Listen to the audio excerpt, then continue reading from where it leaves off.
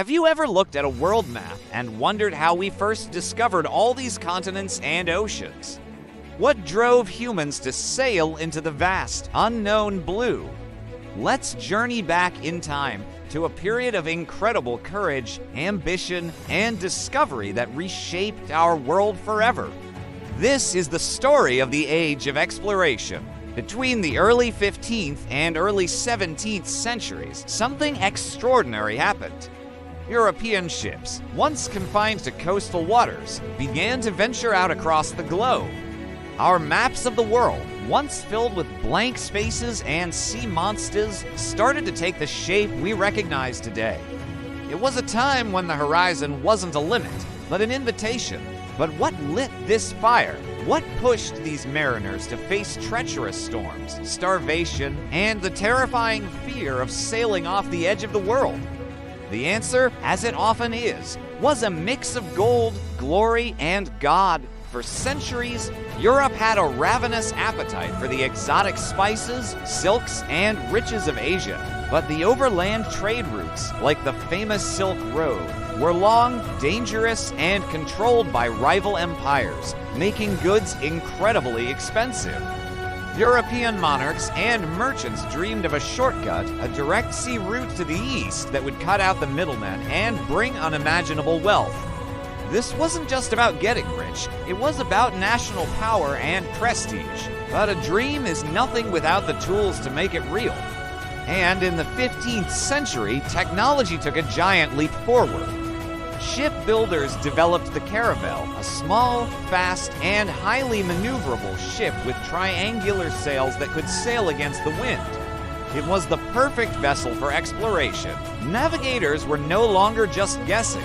They had new instruments like the astrolabe and quadrant to determine their latitude by the stars, and the magnetic compass, an ancient Chinese invention, to reliably point them north. Armed with these innovations, the once impenetrable oceans began to seem navigable. And so, our story turns to the legendary explorers themselves, individuals whose names are now etched into history. First, we have Christopher Columbus, an Italian navigator with a bold and ultimately wrong idea. He believed he could reach Asia by sailing west across the Atlantic. In 1492, backed by the Spanish crown, he set sail with 3 small ships. After a grueling 10 weeks at sea, he made landfall not in Asia, but on an island in the Bahamas. He had unknowingly stumbled upon a new world, the Americas, an event that would change the course of history for both Europe and the continents he had found. While Spain looked west, Portugal looked south.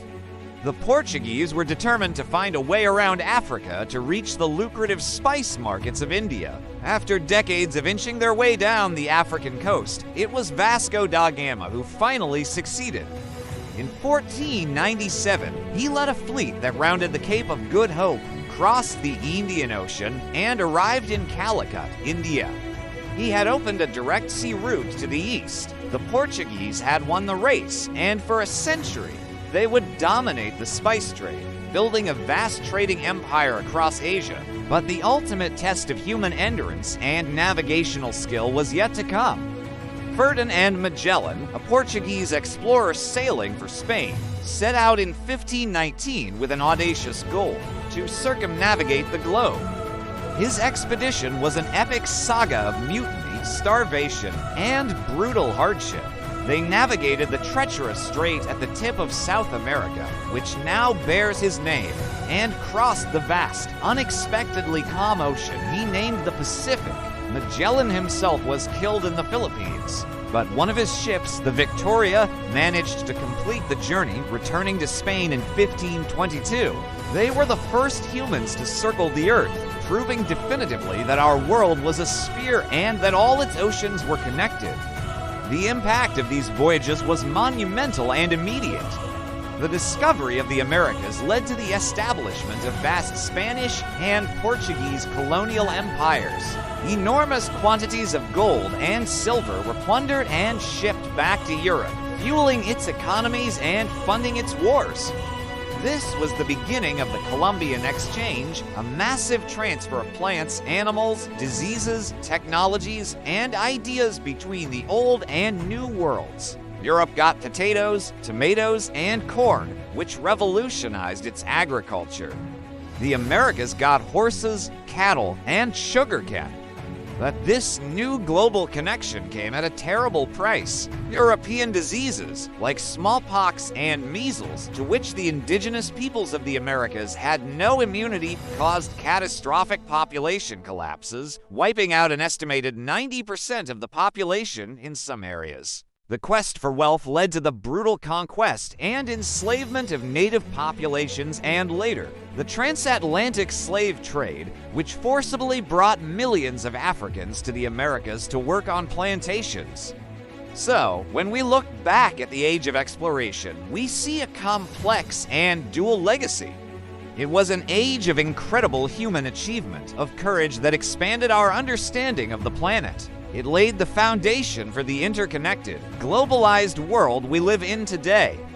But it was also an era of conquest, exploitation, and immense suffering. It reminds us that history is rarely a simple story of heroes and villains. It's a story of complex human motivations, of discovery and destruction, and of consequences that continue to shape our world hundreds of years later.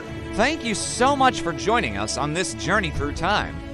If you found this story fascinating, don't forget to like, subscribe, and hit that notification bell for more deep dives into the events that made us who we are today. See you next time.